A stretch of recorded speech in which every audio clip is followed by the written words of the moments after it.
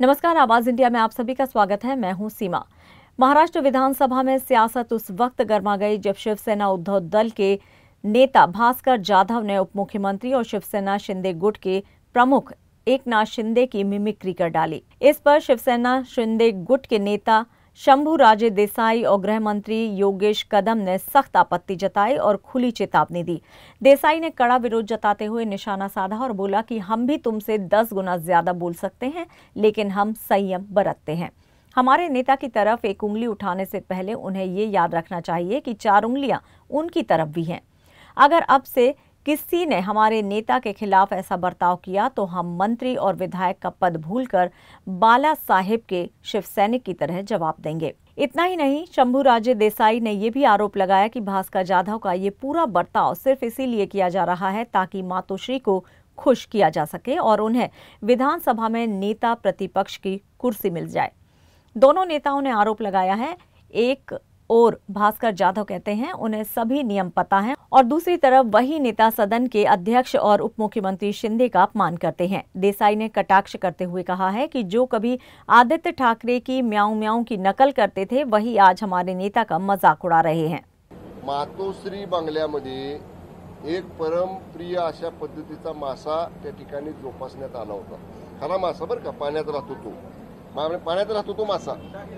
आपण आपल्याकडं fish pond असतो का नाही घरामध्ये, पाण्यामध्ये आपण मासे पाळतो, तसा एक मासा थोडासा कोणाला तरी आवड होती म्हणून तिथं पाळला होता आणि एक दिवशी दुर्दैवानं काही कारणानं तो मासा मरण पावला आणि नेमकं त्या दिवशीच आज जे मोठ्या आवाजात उबाटाचे भास्कर शेठ जाधव आदित्य ठाकरेंच्या बाजूने बोलतायत, तेच भास्कर शेठ जाधव त्या ठिकाणी गेले होते मातोश्रीवर, पण तिथं ते मासा मेल्यामुळं वातावरण दुःखी होतं, त्यामुळं त्यांना बाहेर काढण्यात आलं आणि आत मृत झाल्यामुळं मासा मरला होता, पण तडपडत बाहेर भास्कर जाधव आले होते। ही अवस्था भास्कर जाधवांची तिथं झाली होती, हे आम्हाला सगळ्यांना माहिती आहे।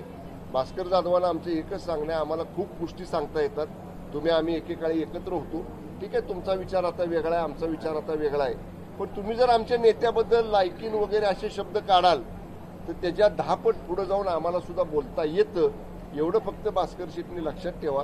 भास्करराव जाधव विधानसभेचे विरोधी पक्ष नेतेपद मिळवण्यासाठी मातोश्रीला खुश करण्याकरिता त्यांचा चाललेला हा खटाटोप आहे, दुसरं काही नाही।